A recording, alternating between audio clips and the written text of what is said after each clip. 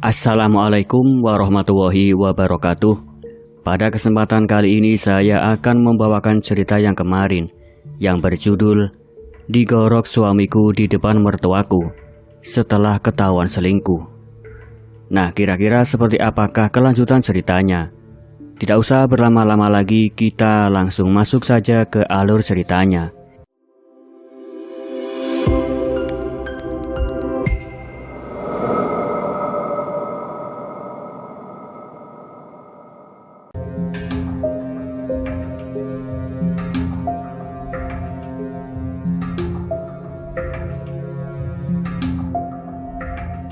Bau anyir bercampur parfum murahan menyeruak dan memabukkan. Ia tersenyum samar. Bibirnya masih merah darah. Giginya berlumuran daging yang beku. "Aku kembali, Jack. Kau rindukan aku?" Rojak gemetar. Tapi tubuhnya menegang bukan karena takut. Gairahnya seketika melonjak dan menutupi logika. "Ya Allah. Kau benar-benar kembali, Saminah." Saminah mendekat, kemudian duduk di ranjang. Tubuhnya melekat pada Rojak.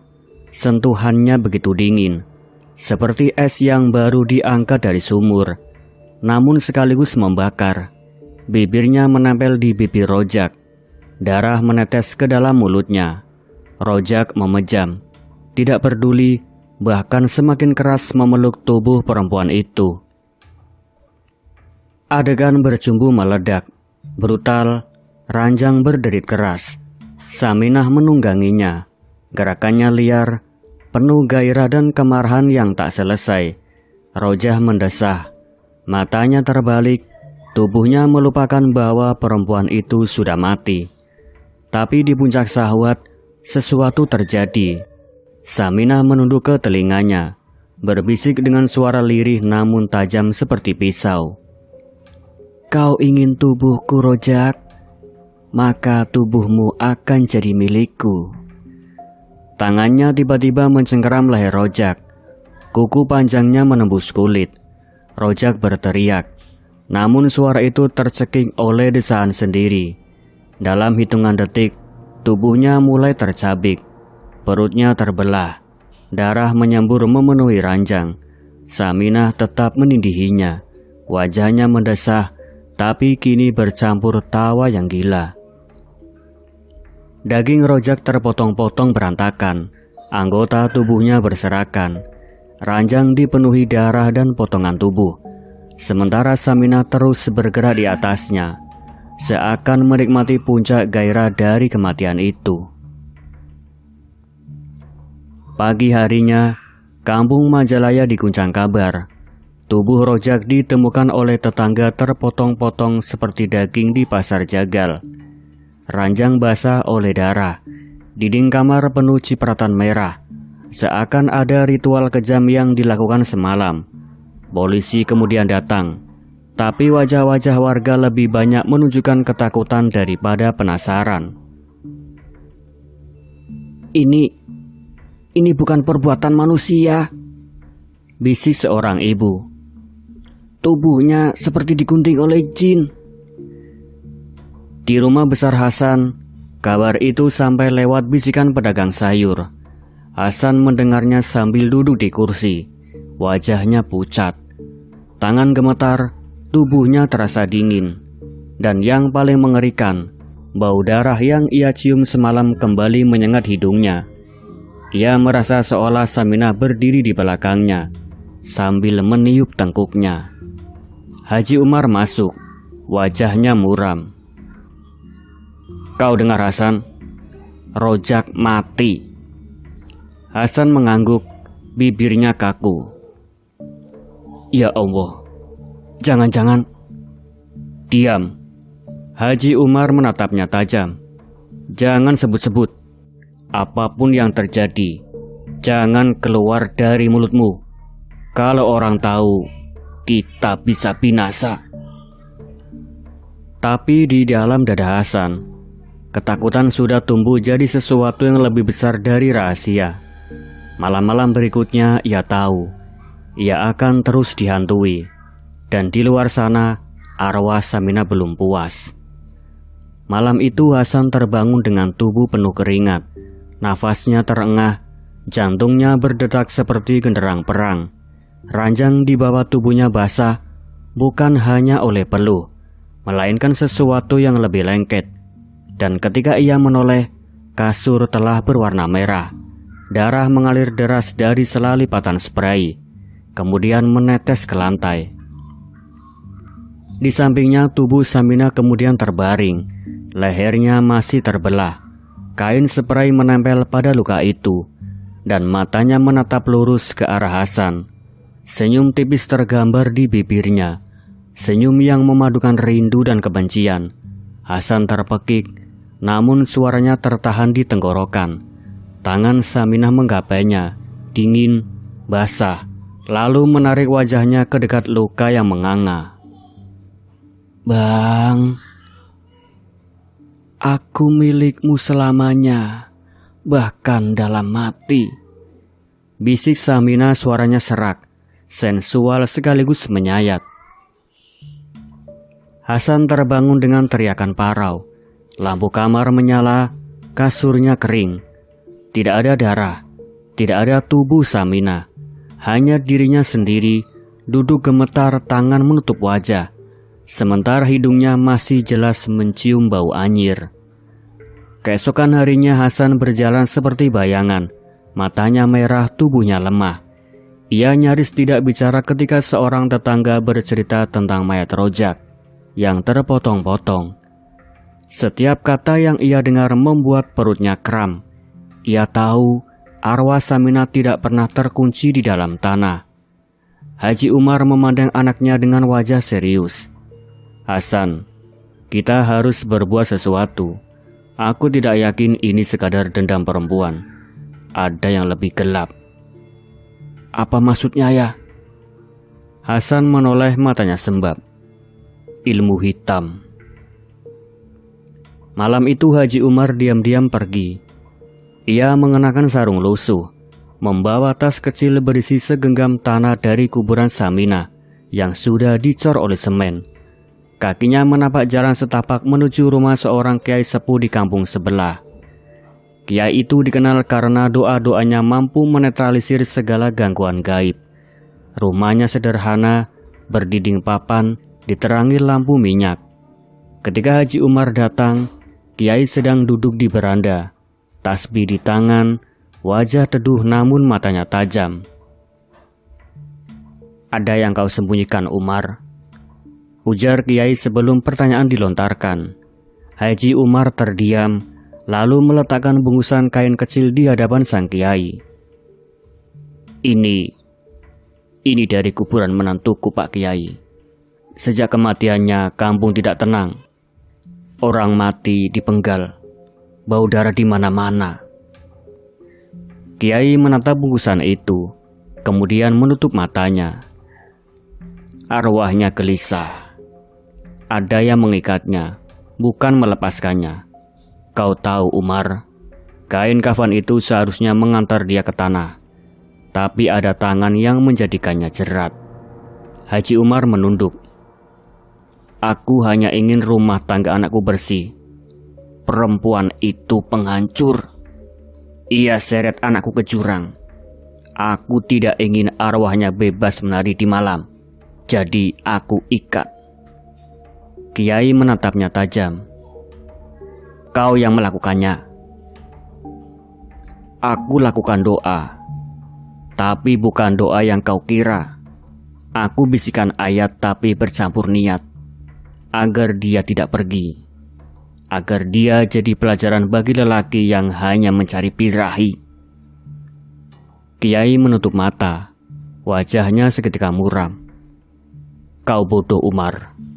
Doa yang bercampur dendam bukan lagi doa, itu racun. Kau tidak menutup pintu arwahnya, kau justru memberinya kekuatan. Ia kini bukan sekadar mayat, ia menjadi senjata yang tak bisa kau kendalikan." Haji Umar menelan ludah. "Kalau begitu, apa yang harus kulakukan, Pak Kiai?" Kiai menggeleng pelan. Kau sudah melepaskan sesuatu yang lebih besar dari dirimu, Umar. Aku bisa coba menenangkan. Tapi ingat, Umar, jika kau terus sembunyikan niat busuk di dalam hatimu, semua ini hanya akan semakin liar. Malam berikutnya Haji Umar kembali ke rumah dengan wajah pucat. Ia tidak bercerita pada Hasan tentang percakapannya dengan Kiai. Malah diam-diam ia menyimpan kain kafan itu di bawah sajadahnya. Setiap malam ia duduk di sana, berdoa atau mungkin lebih tepatnya mengutuk. Doanya terdengar lirih, namun bukan lagi penuh harap. Ya Allah, jadikanlah arwah itu cambuk. Biarkan ia menghukum laki-laki yang mengikuti nafsunya. Biarkan ia jadi api yang membakar orang-orang bejat. Hasan kadang mendengar doa ayahnya dari balik pintu. Namun setiap kali ia menguping, bulu kuduknya berdiri. Kata-kata ayahnya terdengar lebih mirip mantra ketimbang doa. Ada desahan, ada amarah yang menyusup. Dan ketika ayat-ayat dibacakan, udara di sekitar kamar seketika cek-cek. Udara di sekitar kamar bergetar, seperti ada sesuatu yang menunggu untuk dipanggil. Di kampung, teror semakin menjadi. Seorang pedagang kain ditemukan tergantung di gudang pasar. Tubuhnya tanpa alat vital. Seorang lelaki paruh baya yang terkenal suka menggoda istri orang ditemukan di sungai dengan kepala yang hilang. Setiap korban tak ada saksi, hanya cerita samar tentang desahan perempuan yang terdengar sebelum malam berubah sunyi. Hasan semakin ketakutan.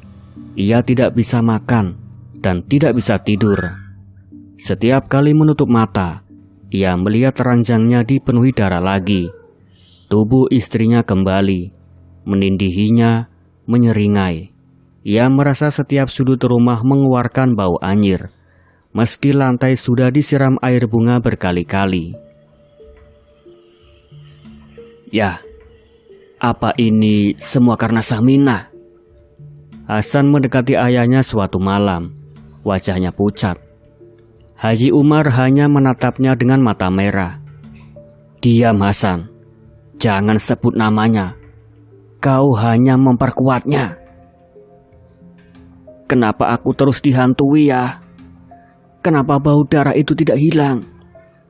Hasan menggenggam kepala. Karena, jawab suara di dalam Haji Umar. Akulah yang mengikatnya, dan kau anak yang masih harus menanggungnya. Namun kata-kata itu tak pernah ia ucapkan. Ia hanya kembali duduk di atas sajadah, menggenggam kain kafan yang mulai menghitam, berbau busuk, tapi masih ia dekap seperti jimat. Dan malam itu, ketika angin bertiup kencang, dari halaman belakang terdengar suara lirih, seperti perempuan tertawa, diikuti desahan ranjang. Hasan menutup telinga dengan kedua tangannya, sementara Haji Umar tersenyum samar di dalam doa, yakin arwah menantunya kini benar-benar menjadi cambuk. Ia tak tahu atau pura-pura tak tahu bahwa cambuk itu kelak juga akan berbalik, menghantam dirinya sendiri. Di Majalaya, gosip selalu berjalan lebih cepat daripada suara azan. Setiap pagi, warung kopi di pinggir jalan penuh dengan cerita tentang mayat yang ditemukan. Bukan mayat biasa, tapi tubuh-tubuh lelaki yang pernah dikenal dekat dengan Saminah.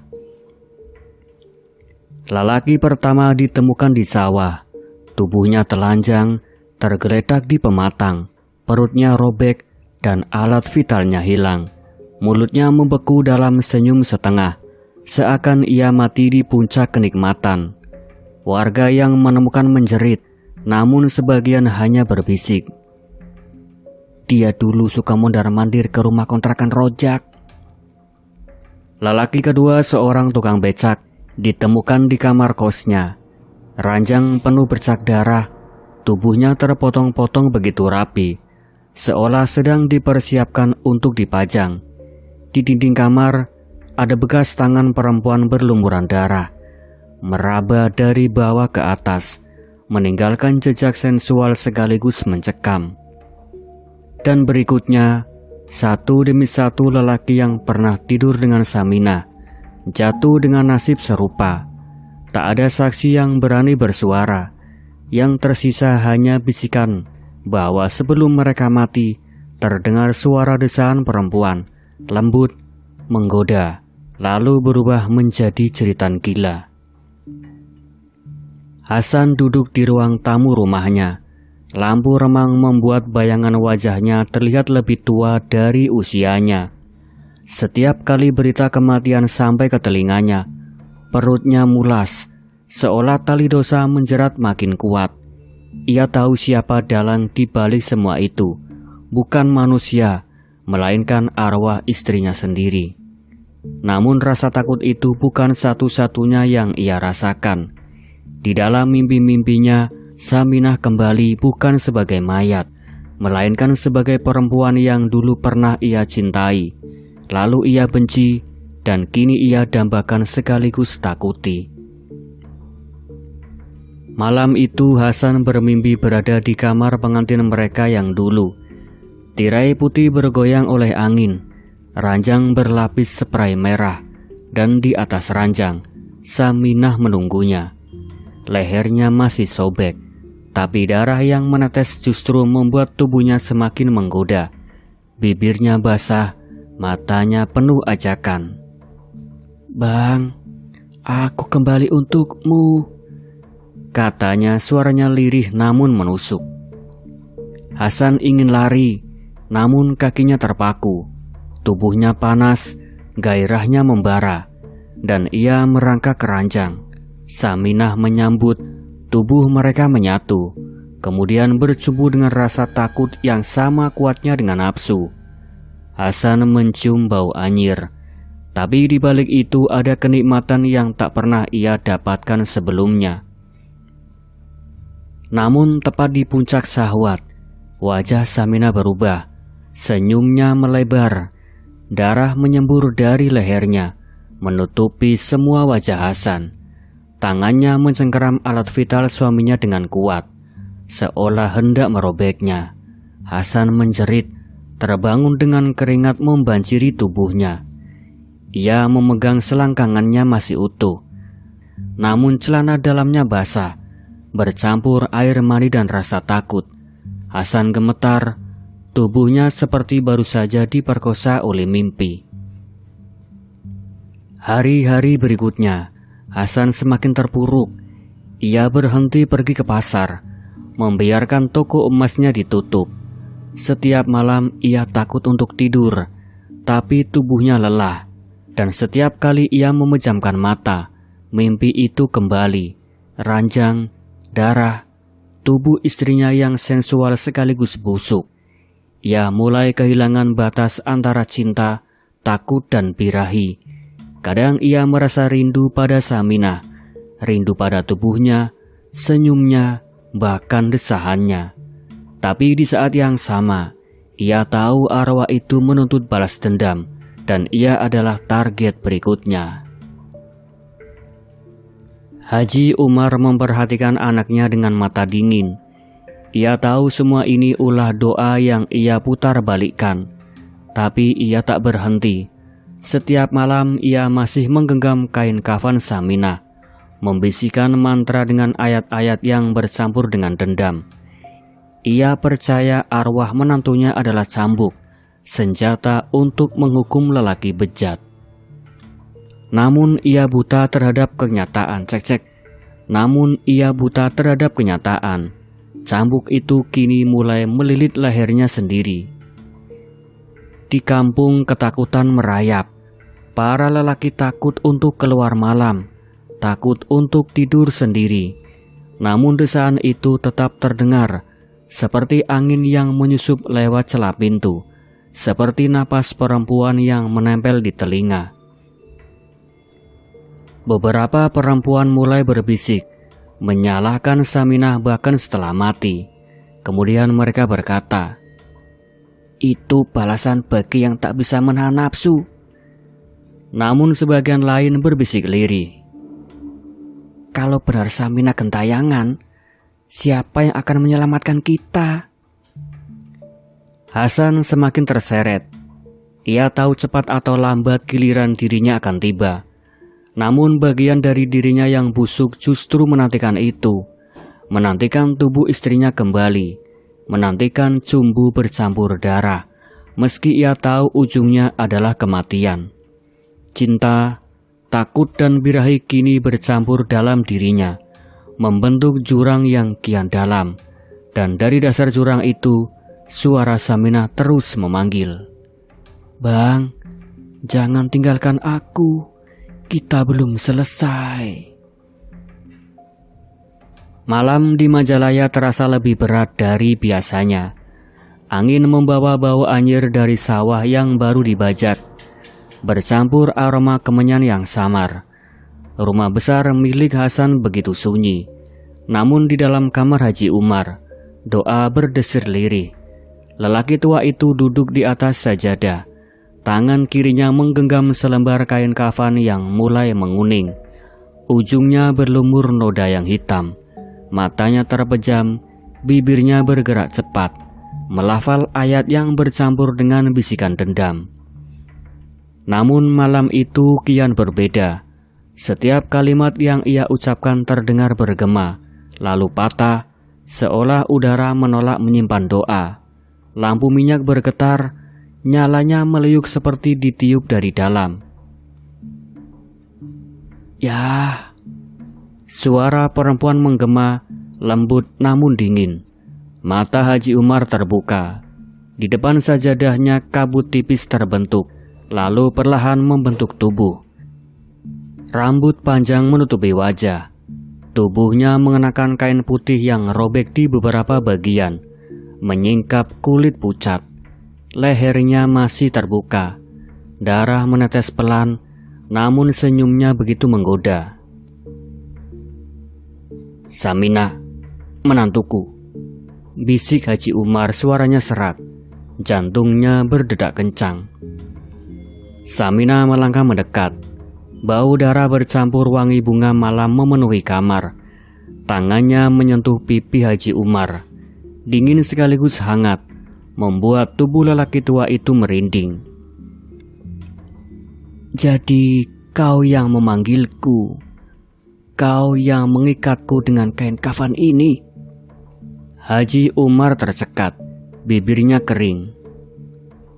Aku hanya ingin kau jadi pelajaran bagi laki-laki bejat, agar dunia tahu nafsu akan membawa celaka. Saminah. Saminah tersenyum menyibakkan rambutnya. Tidak, kau ingin aku jadi senjatamu. Kau ingin aku menebas semua laki-laki yang kau benci. Kau tidak mengikatku demi kebaikan, tapi demi dendam. Haji Umar memejam, kemudian buru-buru melafal ayat. A'udzubillahi minasyaitonirrajim. Namun Saminah menempelkan jari ke bibirnya. Shh, ayatmu tidak berguna. Doamu bercampur dengan nafsu. Itu yang membangkitkanku. Itu yang membuatku liar, Pak Haji Umar. Ia duduk di pangkuan mertuanya. Tubuhnya dingin, basah oleh darah. Namun gerakannya begitu lembut dan sensual. Haji Umar gemetar.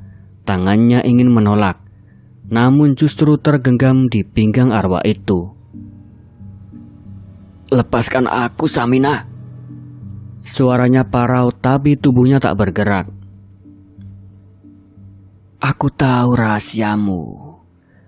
Kau ingin aku jadi cambuk, padahal aku hanya ingin damai. Tapi kini aku akan membalas. Aku akan menyelesaikan apa yang tertinggal. Bisik Saminah di telinganya. Haji Umar berusaha merapal doa lagi. Allahu Akbar, Allahu Akbar. Namun bibir Saminah menempel di bibirnya. Darah mengalir masuk ke mulutnya. Lelaki tua itu tersedak. Matanya melotot, namun tubuhnya tidak bisa lepas dari cengkeraman arwah sensual itu. Setiap desaan yang keluar dari mulut Saminah membuat ayat-ayat yang ia ucapkan hancur jadi bisikan tak bermakna. Aku sudah menebas mereka semua, tapi dendamku belum selesai. Ada yang lebih pantas ku binasakan. Suamiku sendiri, Hasan. Dia yang menggorok leherku, kata Saminah. Wajahnya kini hanya sejengkal dari wajah mertuanya. Haji Umar tersentak. Jangan Saminah, dia anakku. Jangan sentuh dia. Anakmu membunuhku. Anakmu yang membuatku terkurung dalam tanah. Kau kira aku akan memaafkannya? Haji Umar terisak. Sesuatu yang jarang sekali terjadi pada lelaki keras itu. Kalau kau ambil dia, kau hancurkan aku juga, Saminah. Saminah menatapnya dalam. Itu memang yang aku mau. Ia bangkit dari pangkuan, berdiri di depan pintu kamar. Rambutnya tergerai, tubuhnya berlumur darah namun gerakannya anggun, seperti penari yang sedang bersiap untuk pertunjukan terakhir. Kau pikir bisa mengikatku dengan kafan dan doa busukmu? Tidak, aku bebas sekarang, dan aku akan menjemput Hasan. Haji Umar jatuh terduduk di sajadah. Wajahnya pucat, kain kafan di tangannya tiba-tiba terbakar sendiri. Api kecil menjilat, ujung kain menghitam lalu menjadi abu.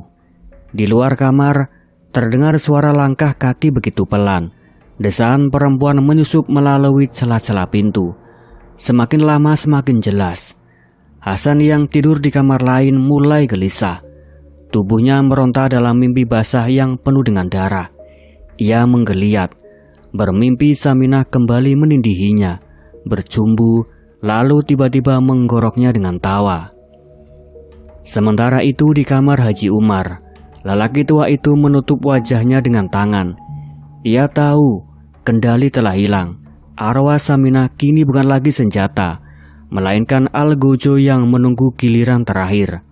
Dan giliran itu adalah Hasan. Malam terakhir itu turun seperti kabar kematian yang sudah ditentukan. Langit Majalaya begitu gelap, tanpa bintang, hanya bulan pucat yang tertutup awan tipis. Di rumah besar itu, Hasan duduk di kamar pengantin yang sudah lama ia tinggalkan. Tirai putih berdebu, ranjang besar dengan spray merah yang kini berbau lembab. Hatinya berdegup kencang, bukan karena rindu, bukan juga karena cinta, tapi karena sesuatu yang lebih gelap. Ketakutan bercampur gairah. Dari cermin besar dari sudut kamar, sosok itu muncul. Saminah.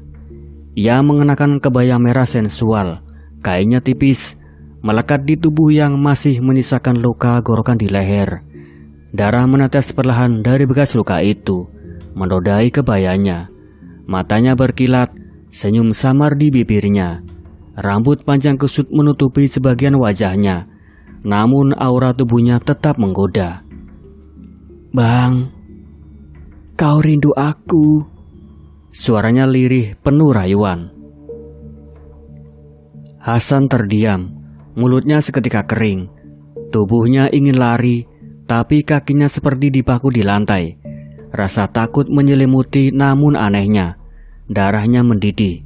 Ia kemudian mengangguk pelan. Saminah melangkah mendekat. Tumitnya tidak menimbulkan suara, seolah melayang di atas lantai. Ia duduk di ranjang, lalu menepuk kasur di sampingnya. Hasan seperti lelaki yang kehilangan akal, mendekat dan duduk. Bau anjir bercampur wangi parfum murahan menyelimuti hidungnya. Saminah mengusap wajah suaminya dengan tangan dingin. Kau bunuh aku, Bang. Kau gorok leherku di depan ayahmu. Kau kira aku akan pergi begitu saja? Air mata jatuh dari mata Hasan. Aku salah, Saminah. Ampuni aku. Saminah tertawa pelan. Tawa yang lirih tapi membuat bulu kuduk berdiri. Ampunan, aku tidak datang untuk memberi ampun. Aku datang untuk menuntaskan. Ia mendorong Hasan ke ranjang. Tubuhnya menindih, kebaya merah terbuka. Darah menetes ke dada Hasan. Ranjang itu berderit seperti ikut bernapas bersama mereka. Bibirnya menempel di bibir Hasan, memasukkan cairan darah ke dalam mulutnya. Hasan muntah sedikit, tapi tubuhnya semakin takluk. Tangannya meraih pinggang Saminah dan menempel begitu erat. Adegan ranjang itu begitu brutal. Ciuman bercampur darah, desahan bercampur tangisan. Tubuh Hasan bergoyang di bawah arwah istrinya, antara takut dan nafsu. Matanya terpejam. Ia tahu ini akhir, tapi ia tidak mampu melawan. Saminah menggoda, menggeliat, lalu berbisik di telinganya. Bang, di puncak syahwatmu, aku akan ambil segalanya. Dan benar, saat Hasan mencapai klimaks, tangan gaib Saminah mencengkeram lehernya. Pisau tak terlihat menggorok, persis seperti malam pembunuhan dulu. Darah menyembur, mengenai wajah arwah itu sendiri. Hasan menjerit, tubuhnya bergetar, lalu tercincang oleh tangan-tangan gaib yang muncul dari sekujur tubuh Saminah. Dagingnya robek, anggota tubuhnya berserakan di ranjang, darah merendam kasur. Saminah menunduk, mencium bibir suaminya yang kini tak lagi bernyawa, lalu berbisik, "Selesai sudah." Di ruang tamu, Haji Umar masih di atas sajadah. Doa-doanya berantakan, matanya merah. Ia tahu sesuatu terjadi di kamar itu, tapi ia tetap melafal ayat-ayat. Namun kain kafan di tangannya tiba-tiba terbakar. Api menjalar cepat ke tubuhnya. Haji Umar berteriak. Tubuhnya terbakar dari dalam. Kulitnya melepuh, dagingnya hangus. Bau gosong menyebar di seluruh rumah. Ia roboh di atas sajadah. Tubuhnya hanya tinggal arang. Pagi harinya, warga Majalaya berkumpul di depan rumah besar itu. Tak ada yang berani masuk, tapi bau anyir darah dan gosong begitu pekat. Pintu rumah terbuka sendiri, memperlihatkan ruang tamu yang kosong, sajadah hangus, dan kamar pengantin yang berlumuran darah. Tidak ada tubuh utuh yang ditemukan, hanya potongan-potongan daging Hasan yang berceceran. Ranjang merah penuh cairan. Haji Umar tinggal abu. Sejak hari itu, rumah besar itu kosong. Tidak ada yang berani menempati. Warga menamai rumah itu Rumah Binal Majalaya. Setiap malam, orang-orang bersumpah mendengar desahan bercampur jeritan dari dalamnya. Kadang terdengar suara ranjang berderit, kadang tawa perempuan. Dan setiap kali ada lelaki bejat yang lewat di depan rumah itu, mereka merasa ada tangan dingin menyentuh pundak dan mengajak untuk masuk ke dalam rumah itu. Rumah itu menjadi peringatan, birahi, pengkhianatan, dan darah akan selalu meminta bayaran. Dan cerita pun selesai. Bagaimana teman-teman dengan cerita ini? Apakah cerita ini cukup menyeramkan? Yang bisa kita ambil dari pelajaran di dalam cerita ini, jadilah seorang istri yang nurut kepada suaminya. Jangan sekali-kali kalian menyakiti hati seorang suami, karena jika seorang suami sudah hatinya tersakiti, maka mata hatinya akan menjadi buta. Akhir kata, saya pamit undur diri. Sekian, wassalamualaikum warahmatullahi wabarakatuh.